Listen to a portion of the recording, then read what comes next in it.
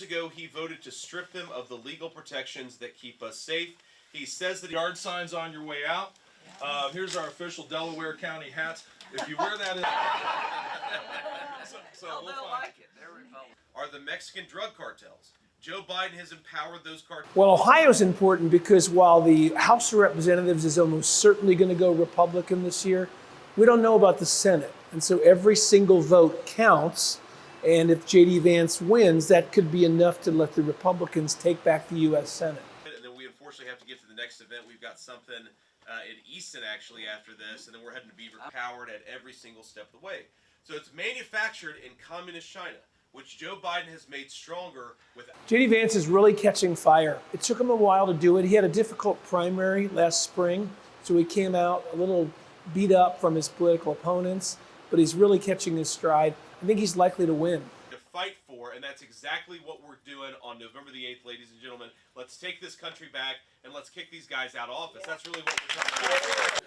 I'm worried about future generations and the way this current administration is going. I don't think the future looks good. I really don't. We can infuse that spirit. Specifically asked today for help to close the skies. And if it's not a no-fly zone, then give them the ability to. I've been involved in 7 different U.S. Senate campaigns in the state of Ohio.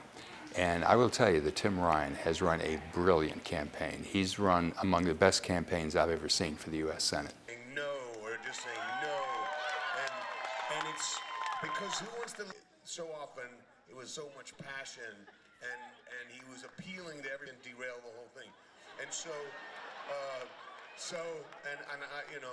The problem he's going to have, like all Democrats are going to have, is that in a midterm election, history tells you that the party in power in the White House always loses seats. It's never a good year for the party in power. But we had a chance to chat earlier, and I think one of the things that trying to make things better, like hire some good people to run the government. I think Tim just needs to keep on doing what he's doing and hope that the people of the state will understand that Tim is a little bit of a different kind of Democrat. He's talking to working people in a way that many Democrats don't. They drink together and they say, well, I don't think that's right. Well, I don't think that's right. Well, maybe if we just hang. And so this event is special for me, and I think it's special for you, but the idea that There's no question that if this election had been held, rather than it being on November 8th, that this had been held on August 8th, I think we'd have won, because we for sure got a boost out of the overturning of Roe versus Wade.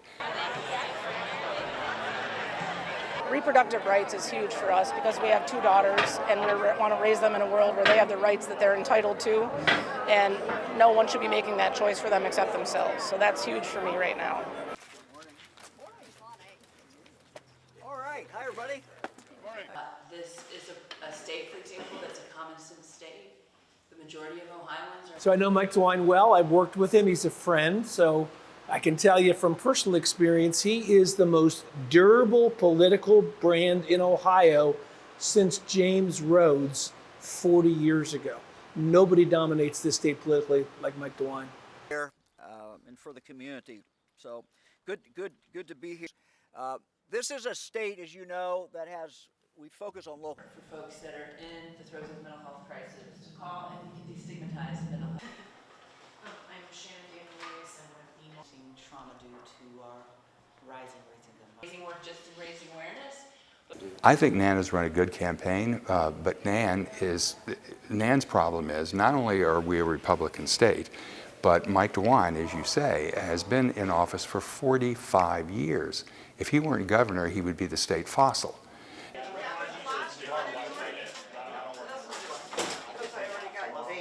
A lot of voters weren't sure which way they were going in July, and August, and September. In October, we're seeing them break towards the Republican Party across the country.